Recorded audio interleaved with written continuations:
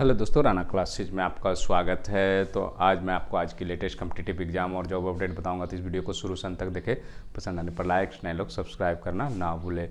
तो ये राजस्व एवं भूमि सुधार विभाग का आपको फेसबुक का है, आप देख सकते हैं। ये पेज जो है आपको revenue and land reform department government of Bihar का, इसको आप फेसबुक पर भी जाकर देख सकते हैं। देखा हुआ है @बिहार रेवेन्यू खोजेंगे तो भी ये सर्च हो। यहाँ पर है जो कि कल आपके काम की कुछ आवंटन सूची जो है यहाँ भी से भी अपलोड कर सकते हैं। इसको क्लिक करेंगे स्टेट बिहार तो वहाँ पर अपलोड हो जाएगा। फिर क्या है, ये माननीय मंत्री है जो कि बयान भी है, और ये जो आपके ट्रेनिंग का है उसको मैं सुनाने का प्रयत्न सुन सकते हैं।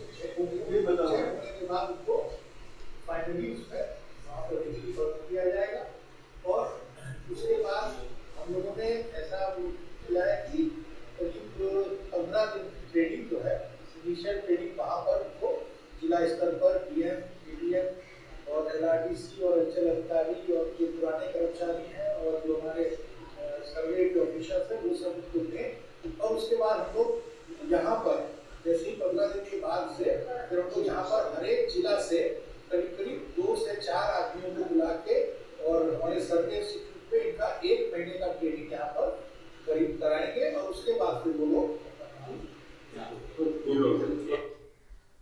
तो ये आपने सुना कि 15 दिन जो ट्रेनिंग होगी वो जिलों में, उसके बाद 1 महीने की ट्रेनिंग पटना बिपाड में होगी। तो ये ट्रेनिंग जो है आपको, ये आपका वेबसाइट है, यहाँ पर जो आपके बयान है उसको भी देख सकते हैं। ये जो रिजल्ट आप जिला आवंटन जो जारी किया गया था उसका है। तो ये आप है जो कि, और ये प्रेस नोट भी देख सकते हैं आपका यहाँ पर है। तो सारी चीज़ें जो कि यहाँ पर अगर कुछ विशेष बड़ी अपडेट रहेगी तो ये आपको फेसबुक पर भी है जो कि आपको मिलेगा। बाकी तो आपका वेबसाइट है। जिनको अभी भी जिला आवंटन नहीं मिला वो फेसबुक पोस्ट पर रेवेन्यू डिपार्टमेंट बिहार करेंगे तो ये आपको मिल जाएगा। अब ये तो रेवेन्यू का जिला आवंटन हो गया। अब क्या प्रक्रिया होगी, अब क्या होगा, जिस तरह से पंचायत सचिव में आपके जिला स्तर से जो कि आपको निकली थी कि डॉक्यूमेंट्स वेरिफिकेशन के लिए कि अलग अलग जिला अलग अलग टाइम, हालांकि इसमें भी टाइमिंग नहीं दिया, जल्द ही है जो कि आपको जिलों से भी है जो कि सूचना या गाइडलाइंस को आएगी इसके लोग में। तो निश्चित रूप से अभी चिट्ठी निकली नहीं है। मुझे लगता है राजस्व एवं भूमि सुधार विभाग से एक पत्र भी जारी होगा। कब क्या करना है, ट्रेनिंग का आपने सुना है कि 15 दिन जिला में होगी और उसमें LRDC अंचल अधिकारी ये सब है जो कि उनको ट्रेनिंग देंगे, फील्ड की ट्रेनिंग देंगे, फिर पटना में पढ़ाई होगी। उसके बाद जो कि इनकी क्या ट्रेनिंग में जो होगी वो इनको पेमेंट नहीं मिले, बिल्कुल मिलेगी। और पहले क्या होगा, अब डॉक्यूमेंट वेरिफिकेशन के लिए आपको जिला से जो कि नोटिफिकेशन आएगा। और किस तरह अगर उन कागजातों को तैयार रखना है तो आपको सिंपल वे में आप अगर देखना चाहते हैं तो आप क्या करें, प्रोविज़न में जो डिपार्टमेंट है एक्साइज वाला वहाँ पर चले जाए, और अभी भी अब provision excise and registration department Bihar में चले जाए और यहाँ पर आप देख सकते हैं वेरिफिकेशन एजुकेशनल अदर। तो ये आप पंचायत सचिव का भी ले सकते हैं, लेकिन मैं इसमें सुविधा के लिए बता रहा हूँ क्योंकि वो उसमें डिस्ट्रिक्ट वाइज डिस्ट्रिक्ट है। तो इसको जो कि डाउनलोड कर ले और उसके बाद है जो कि उसमें फॉर्मेट है जो कि आपका सभी है जो कि दिया हुआ है, और इसको ओपन कर ले और क्या क्या डॉक्यूमेंट्स जरूरत है उस अनुसार तैयार कर लें। और यहाँ पर देख सकते हैं पहला क्या है, मैट्रिक उत्तीर्णता का मूल प्रमाण पत्र, दूसरा इंटरमीडिएट उत्तीर्णता का मूल प्रमाण पत्र एवं। तो इसमें क्या अंक पत्र नहीं ले जाएंगे, निश्चित रूप से वो भी ले जाना, वो भी सर जाना। मतलब पहले अंक पत्र रहेगा उसके बाद मूल प्रमाण पत्र, इसमें दोनों लिखा हो, मूल प्रमाण पत्र एवं अन्य।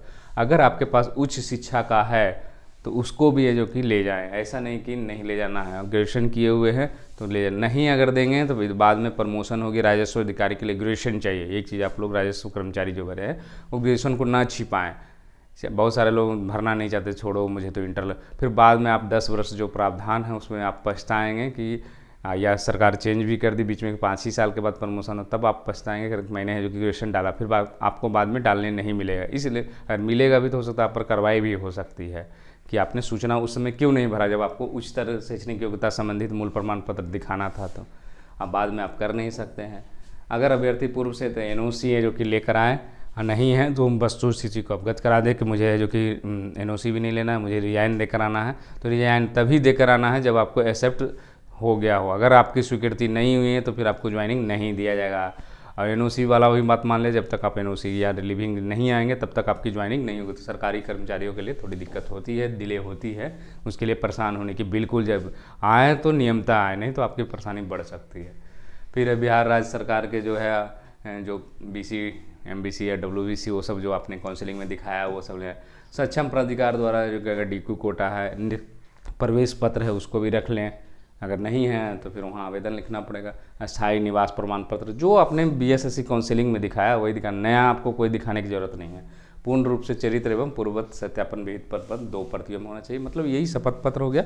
और पूर्ववित शपथ पत्र कैसे बने वो नीचे मैं बताऊँगा। 4 कलर फोटो रख लें, आधार कार्ड में ये सब है, और किसी यात्रा इसमें दे ही नहीं होगा। अब इसके डॉक्यूमेंट्स में जो कि क्या क्या है, जो कि एक बार फिर से मैं कई बार बताया हूँ, फिर भी जो कि बताने, और इसके नीचे है जो कि फॉर्मेट है, जो कि डाउनलोड कर लें। लास्ट में इसमें का फॉर्मेट दिया हुआ है, उसको आप डाउनलोड करके अभी से भरें। अगर कोई कन्फ्यूजन है तो आप अपने सीनियर जिस पर आपको विश्वास, नहीं समझ में आए, हाँ ना में बहुत सारे लोगों को छोटी छोटी चीज़ें, तो वहाँ पर है जो कि आप जो कि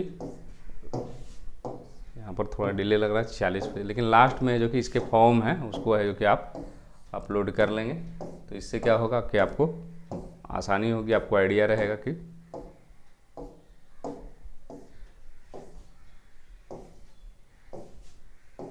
और ये पूर्ववृत्त सत्यापन प्रपत्र है, ये तो इसका है कितना रिक्तियाँ आई है आपको। ये जो है आपको फॉर्म है, यही फॉर्म है जो क्या यहाँ पर डाउनलोड करके निकाल लें। इसमें आपको भरना पड़ेगा in the court of sub divisional magistrate, बताया मैं कई बार बताया, अपना नाम भर देना है, अपने पिताजी, डॉटर ऑफ पिताजी का नाम, एज है, कास्ट क्या है, आपका फेथ क्या है, हिंदू मुस्लिम, ये सब है जो कि आपको भर देना है। विलेज, टाउन, ये सब भर कर, और इसमें मेनली ये है that there is no any adverse remark against in my police any police station. ऐसा नहीं कि आपके पुलिस किसी भी पुलिस एडवर्स नहीं होना चाहिए आपका। फिर क्या, that there is no criminal case against me any police station or in any the honourable court, that the all documents, caste certificate, residential certificate, education certificate है जो कि ये सही है। और इफ़ एनी रॉन्ग अगर होगा तो आपको फिर आया कि आपको सिग्नेचर मजिस्ट्रेट का करेगा, फिर पहले एडवोकेट का होगा, फिर डिपेंडेंट का सिग्नेचर होगा। तो ये है। उसी तरह पूर्ववृत्त सत्यापन प्रपत्र भी है जो कि आपको पूर्ववृत्त जो है यहाँ पर फ़ोटो चिपकाना, पासपोर्ट आकार के अद्यतन जो लेटेस्ट है उसको चिपकाना है। फिर आपको वही है, आपका नाम क्या है, कुल नाम क्या है, पता क्या है, 5 वर्ष की अवधि में अपने की 1 वर्ष से अधिक रहा है उसका विवरण देना है। उसका मकसद होता है जहाँ जहाँ आप 1 वर्ष से अधिक दें वहाँ पुलिस वेरिफिकेशन होगी। उसके बाद राष्ट्रीय जन्म, ये सब भरना, पिता का नाम, माँ का नाम, पत्नी का नाम, भाई का नाम, बहन का नाम, विदेश में रह रहे हैं उनका है, जिनका नहीं रह रहे हैं उनको नहीं भरना है। उसी तरह जन्म तिथि आपको भरना, वर्तमान आयु, टोटल मैट्रिकुलेशन के अनुसार आयु कितनी हुई है, जिला आपका कौन सा, आप किस जिला से संबंध है। बहुत सारे लोगों का कहना है कि मेरा डिस्ट्रिक्ट गलत था और संजोग से जो कि राजस्व कर्मचारी में होम डिस्ट्रिक्ट, तो यहाँ पर आप सुधरवा लेंगे तो आपको परेशान होने की ज़रूरत नहीं है, क्योंकि आपका इसमें गलत नहीं भर सकते। वहाँ पर मान लीजिए किसी कारणवश गलती हो गई है तो बहुत सारे लोगों का इसी कारण होम डिस्ट्रिक्ट हो गया है, तो वो यहाँ पर सुधार हो जाए। आपका धर्म क्या है, SC/ST संबंधित है कि नहीं, 15 वर्ष की आयु के बाद, पहले का नहीं लिखना है। मैट्रिक मान ली 15 वर्ष के पहले उसका जिक्र नहीं करना है, इंटर का जिक्र करना, मतलब मेनली इसका पर्पस है मान ली 15 वर्ष के बाद मैट्रिक भी किए तो उसको भी जिक्र करना है, तो उसका जिक्र करना है इसमें। अगर आप पूरा सेवा छोड़ने का कारण क्या है, ये सब है, सेवारत हो चुके तो उसका देना है पूरा। क्या पिछली सरकार है जो कि आपको नोटिस जारी किया गया था, सबसे ज़्यादा जो लड़के फंस रहे हैं इसमें, क्या आपको गिरफ्तार किया गया, अगर गिरफ्तार किया गया तो हाँ कर दे और इसका सबूत दे। ऐसे नहीं कि हाँ लिख दे तो कागज़ मांगेगा तब क्या दिखा, बिना कागज़ के आप नहीं कर सकते हैं। इसलिए क्या आपका पर कभी मुकदमा चला हाँ तो दिखा दे। अब होगा क्या, अगर आपकी मान ली हाँ है तो जब तक ये मुकदमा समाप्त नहीं होगा तब तक आपकी ज्वाइनिंग, जब तक फाइनल डिसीजन नहीं आएगा कोर्ट का तब तक जो कि नहीं होगी। आ जाएगा आपके पक्ष में तो आप ज्वाइन कर सकते हैं। क्या कभी आपको हिरासत में रखा गया, हाँ किया गया, तो नज़रबंद किया गया, विधि न्यायालय में आप पर कभी अर्थदंड डाला गया, क्या कभी किसी विधि न्यायालय में दोषी सिद्ध किया गया है, परीक्षा में बहिष्कृत किया गया, कर्मचारी चयन द्वारा बहिष्कृत किया गया, आपके कोई विरुद्ध लंबित है, विश्वविद्यालय में आपके विरुद्ध लंबित है, ये सब है जो कि आपको भरने में सोच समझ कर भरे। जिनका नहीं है उनको तो बिल्कुल टेंशन ही नहीं है, सब में नहीं कर दे, एकदम फ्री रहें। जिनको है उनके लिए है कि चेतावनी, प्रत्येक प्रश्न का हाँ नहीं जैसे मामला को काट कर दे। अगर आपको है तो लंबित मुकदमे की प्रकृति की पूर्ण ब्यौरा देना है, ऐसा नहीं कि एक कागज़ लेके जितनी भी डॉक्यूमेंट्स है वो सारे ले जाना, उनको दिखाना है। अपने क्षेत्र में ऐसे 2 व्यक्ति, उनका नाम लिखना, मैं सत्यनिष्ठ, अभी आपका हस्ताक्षर, तारीख, स्थान, बाकी कार्यालय द्वारा ये भरा जाएगा। तो ये आपका प्रपत्र है, आप लोग जो कि इसको देख लें और इसकी तैयारी में लग जाएँ। शपथ पत्र बनवा लें, जो भी आपको, मेडिकल अभी नहीं बनवाना है, अगर बनवाना है तो वो भी, लेकिन अभी मत बनवाएं। दहेज वाला और जो शराब वाला वो बना सकते हैं, वो मैंने कम्युनिटी बॉक्स में डाला भी। अब आते हैं दूसरी खबरों पर। ये तो राजस्व कर्मचारी की होगी, अन्य विभागों की भी आपको जल्द ही आएगी।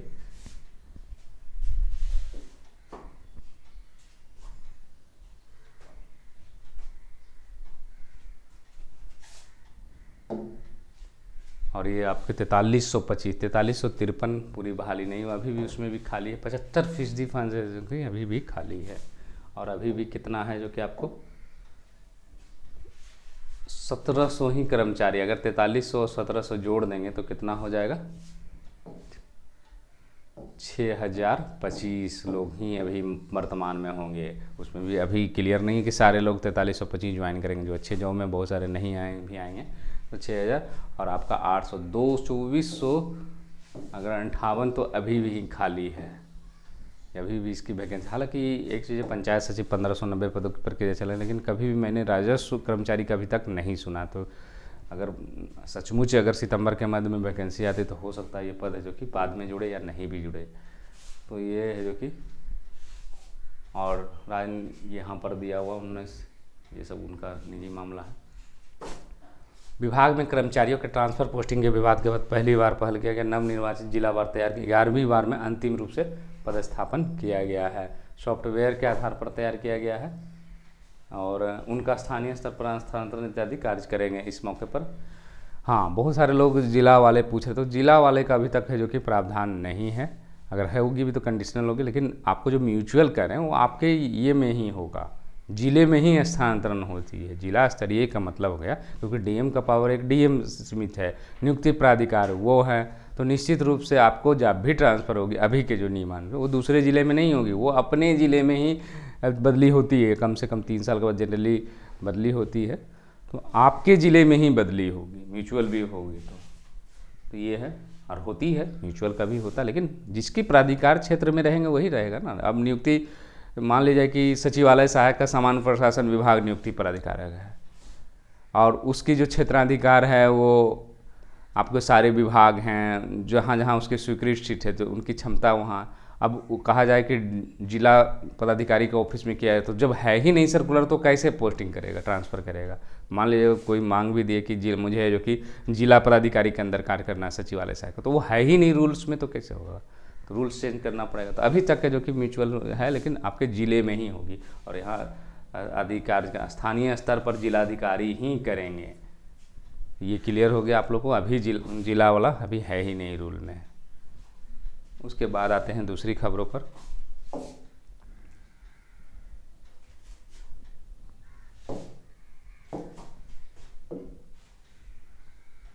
उसके बाद आते हैं 7वें चरण का, जो कि अगले माह है, जो कि आपको 6ठे चरण की नियुक्ति चल रही है, इस माह के अंत तक पूरी हो जाए। अगले माह यानी सितंबर में सभी जिलों से रिक्तियां सूची में, इसके बाद 7वें चरण की नियुक्ति प्रक्रिया शुरू। मालूम हो कि माध्यमिक और उच्च माध्यमिक शिक्षकों की नियुक्ति प्रक्रिया है जो कि इस माह में पूरी होनी है। 37,000 पदों के विरुद्ध प्रक्रिया चल रही। नियुक्ति पद वितरित हो, कितने पद खाली इसकी जानकारी मिलेगी, साथ ही इस बीच नए पद रिक्त होंगे। सभी पर नियुक्ति प्रक्रिया अगले माह से शुरू, मतलब 7वें चरण की प्रक्रिया है जो कि अगले माह से जो कि आपको शुरू हो सकती है। इसके बाद आते हैं बैंक पीओ का, जो कि बम्पर भर्ती आया है। जो लोग इसके योग्य हैं वो भर सकते हैं। 6432 पद आया है, पीओ का आया है प्रश्न। और ये जो है आपको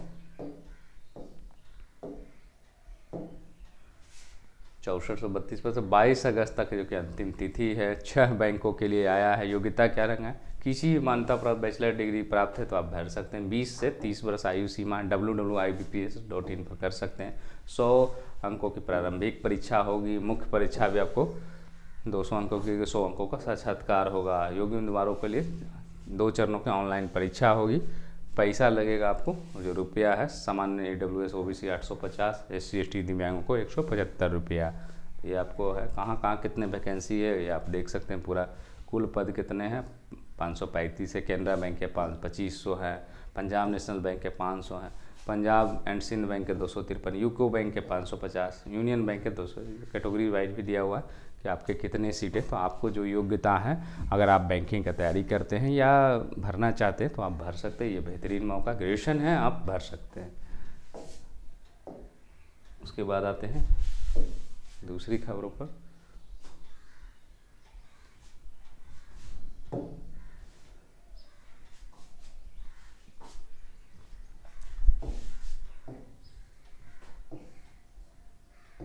अधिक शैक्षणिक योग्यता वाले अभ्यर्थी अब बनेगी आंगनवाड़ी केंद्र सेविका।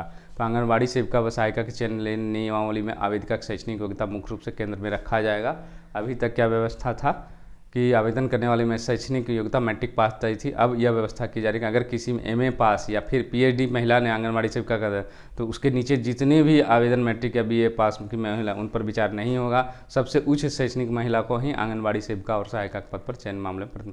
जिस समय आंगनवाड़ी सेविका व सहायिका के चयन के लिए नियमावली तैयार की, उस वक्त यह सामने आई कि ग्राम सभा की अनिवार्यता को समाप्त कर दिया जाए। इसकी वजह से क्या होता, विलम्ब होता था, धांधली की शिकायत पर बड़े स्तर पर विमर्श कर दिया था। ग्राम सभा की व्यवस्था खत्म नहीं किया जाएगा, यह व्यवस्था पारदर्शी रहे, इसका प्रावधान किया जाए। अगर कोई आपत्ति किया उसका निपटारा है जो कि पारदर्शी है। चयन के लिए 100% है जो कि प्रमाणिक तरीके। मतलब क्या है कि अगर आपको सेविका सहायिका अब बनना है, अगर वो लागू हो जाती है तो सबसे मान लीजिए कि फॉर्म आया और उस ज़िले का जो भी है रूल्स है, जो उसके क्राइटेरिया है, उसके क्षेत्र के अंदर अगर कोई आवेदन है जो कि सबसे बड़ा पीएचडी है उससे भी बड़ा कर दिया तो उसकी लग जाएगी, नीचे सब खत्म हो जाएगा। मतलब मैट्रिक पास और उसके नंबर और ये सब अब खत्म हो गए। अब या जनसंख्या पर जो डिपेंड करते, पिछड़ा वर्ग का इतना है तो एमबीसी का, ये सब खत्म होने वाली है। अब आपको सबसे ऊंची जो होगी उस पर है जो कि सबसे ऊंचा जिसका हो गया, बाकी नीचे सब खत्म। तो ये है जो कि अब इस पर है जो कि बहाली हो रही है। इससे क्या होगा कि क्योंकि बहुत सारा इस पर केसेस चल रहे हैं और लंबित होते हैं नियुक्ति के बाद, इसीलिए ये प्रावधान है जो कि आपको किया जा रहा है।